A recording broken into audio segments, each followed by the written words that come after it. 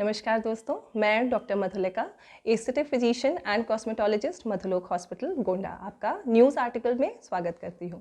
तो दोस्तों, आज हम बात करेंगे मुहासों के बारे में। मुहासे क्या होते हैं, ये कैसे बनते हैं और अगर आपके मुहासे हो गए हैं तो आपको अपनी स्किन का कैसे ध्यान रखना चाहिए, खान पान में क्या बदलाव लाना चाहिए, इसके अलावा इसके क्या ट्रीटमेंट आप ले सकते हैं, इस बारे में हम आज बात करेंगे। तो चलिए शुरू करते हैं।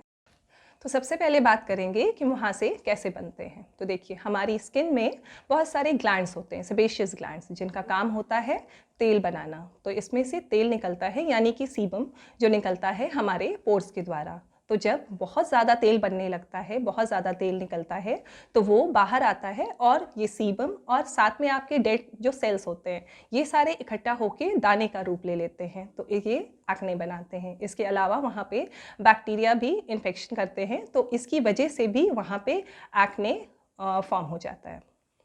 अब बात करेंगे कि इनके क्या क्या कारण होते हैं। तो सबसे पहला कारण है हार्मोनल, यानी कि हार्मोनल इम्बैलेंस की वजह से।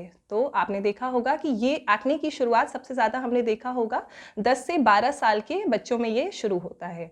तो ऐसा इसलिए होता है क्योंकि इस उम्र में जब ये बच्चे प्यूबर्टी पे अपने पहुंचते हैं तो उनमें बहुत ज़्यादा हार्मोनल बदलाव आते हैं, जिसकी वजह से उन्हें मुहासे निकलने की समस्या होती है। इसके अलावा अडल्ट एक्ने भी होते हैं, जो कि 25 साल से लेके 28 साल की उम्र में हमने देखा होगा। तो ये भी हार्मोनल चेंजेस की वजह से ही होता है।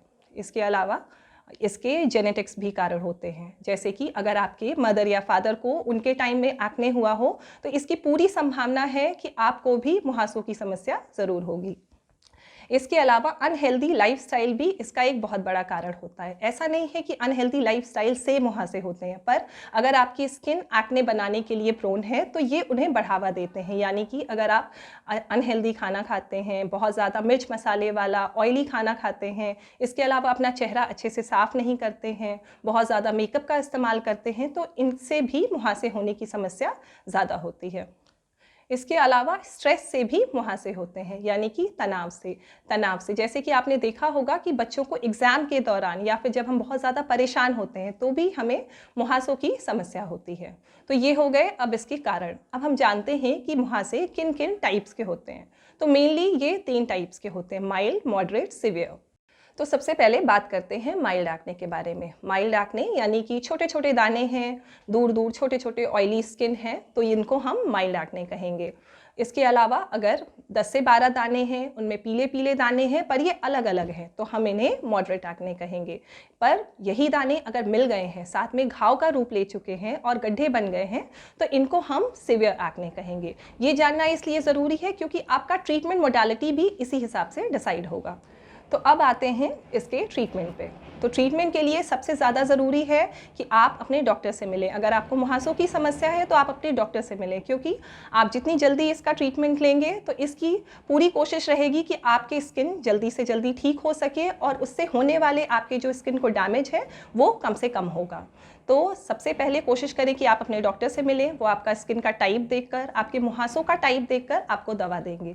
हम अपनी तरफ से क्या कर सकते हैं, चलिए उसके बारे में बात करते हैं। तो सबसे पहले स्ट्रेस कम लीजिए। अगर आपको तनाव है तो आप कम से कम तनाव लेने की कोशिश करें। अच्छी नींद लें, सुबह उठकर गुनगुना पानी पिएं और अच्छे से फ्रेश होएं। कई बार देखा जाता है कि जिन लोगों का पेट साफ नहीं होता है, कब्जियत की प्रॉब्लम होती है, कॉन्स्टिपेशन है, तो भी उन्हें दाने निकलने की समस्या होती है। तो आपका पेट का और आपके स्किन का बिल्कुल सीधा कनेक्शन है। तो अगर आपका पेट साफ रहेगा तो आपकी स्किन भी उतनी ही साफ रहेगी और दाने निकलने की, मुहासे निकलने की समस्या उतनी ही कम होगी आपको। इसके अलावा आप अपनी डाइट अच्छी रखें। डाइट का मतलब है कि आप एक पौष्टिक आहार लें जिसमें आप फल, सब्जियां, हरी पत्तेदार सब्जियां इंक्लूड करें और ऐसी चीज़ें जिससे आपको लगता है कि मेरे दाने निकल रहे हैं। जैसे कि कुछ लोगों को लगता है कि आम खाने के बाद उन्हें दाने निकल रहे हैं, तो आप इन चीज़ों को अवॉइड करें। आप अवॉइड करेंगे तो आपको दाने निकलने की समस्या कम होगी। इसके अलावा हाई ग्लाइसीमिक इंडेक्स वाली चीज़ें, यानी कि दूध हो गया, चावल है, आलू है, इन सब चीज़ों को आप थोड़ा अवॉइड करें तो आपको मुहासों से आप अपने आप को बचा सकते हैं। इसके अलावा omega 3 fatty acids, zinc, selenium, ये सारी चीज़ें रिच डाइट आप लें। ये सारी चीज़ें आपको, अखरोट है, बहुत सारे नट्स आप इंक्लूड कर सकते हैं। आप अखरोट है, बादाम है, काजू है, आप बहुत सारे सीड्स को इंक्लूड कर सकते हैं। इनफैक्ट आप flax seeds, chia seeds, pumpkin seeds, sesame seeds यानी कि तिल को अपनी डाइट में आप शामिल करें। इसके अलावा खूब सारा पानी पिएं और खुश रहें। इसके अलावा एक्सरसाइज करें। एक्सरसाइज हर एक चीज़ के लिए बहुत अच्छा होता है। आप एक्सरसाइज करेंगे, आपका तनाव कम होगा, ब्लड सर्कुलेशन इंप्रूव होगा, आपके शरीर से टॉक्सिन्स बाहर निकलेंगे, तो आपको मुहासों की समस्या उतनी ही कम होगी। तो चलिए अब आते हैं दवाइयों पर कि आप क्या दवाइयाँ ले सकते हैं। तो जैसा कि मैंने आपको पहले बताया कि एक्ने के 3 फॉर्म्स होते हैं, यानी कि माइल्ड, मॉडरेट और सिवियर। तो आपको ट्रीटमेंट भी, यानी कि अगर आपको माइल्ड एक्ने हैं, छोटे छोटे दाने हैं, तो आपके डॉक्टर आपको विटामिन ए डेरिवेटिव यानी कि रेटिनॉइड्स देंगे, और इसके अलावा वो आपको बेंजोइल पेरोक्साइड, ये सारी दवाइयाँ दे सकते हैं। अगर आपके मॉडरेट एक्ने हैं, यानी कि पीले दाने पड़ गए हैं, तो आपके डॉक्टर आपको लगाने के लिए एंटीबैक्टीरियल ऑइंटमेंट तो देंगे ही, जो कि क्लिंडामाइसिन वगैरह होते हैं, ये तो देंगे ही, साथ में आपको ओरली भी वो खाने के लिए देंगे, जिनका एक कोर्स होता है 2 हफ्ते का।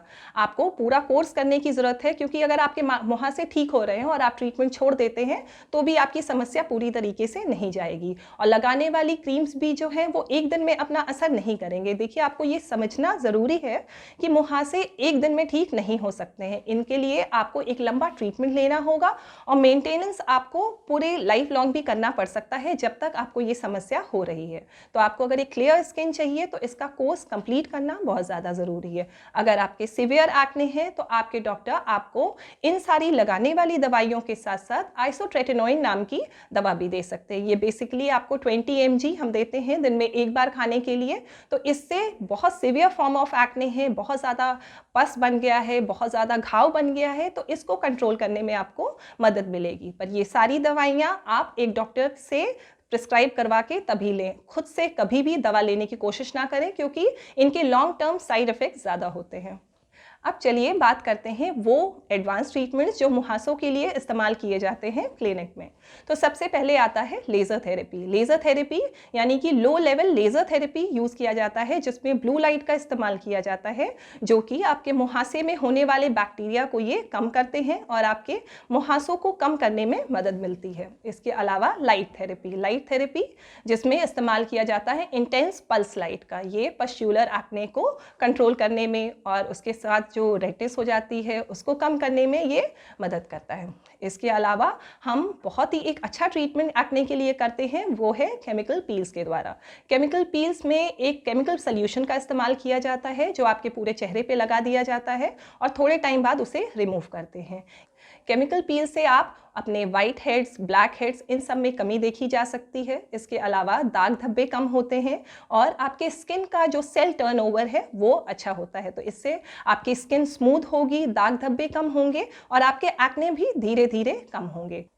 एक्ने के बाद अगर आपको गड्ढे हो गए हैं तो उसके लिए हम माइक्रो नीडलिंग और लेज़र से ट्रीटमेंट करते हैं। तो ये सारे ट्रीटमेंट आप क्लिनिक में ले सकते हैं। इसके अलावा खाने वाली दवाइयाँ और ये सारे ट्रीटमेंट अगर आप साथ में लेते हैं तो आपको रिजल्ट और जल्दी मिलेगा और अच्छा मिलेगा और आपकी स्किन को डैमेज कम होगा। तो आपके लिए ये ज़रूरी है कि अगर आप मुहासों से ग्रस्त हैं तो जल्द से जल्द अपने डॉक्टर से मिलें, ताकि वो आपको एक बेहतर ट्रीटमेंट दे पाएँ और मुहासों से आपको छुटकारा मिल सके। तो चलिए आज के लिए इतना ही। मुहासों से जुड़े हुए आपके कोई भी सवाल हो तो आप नीचे कमेंट सेक्शन में मुझसे पूछ सकते हैं। तब तक के लिए धन्यवाद।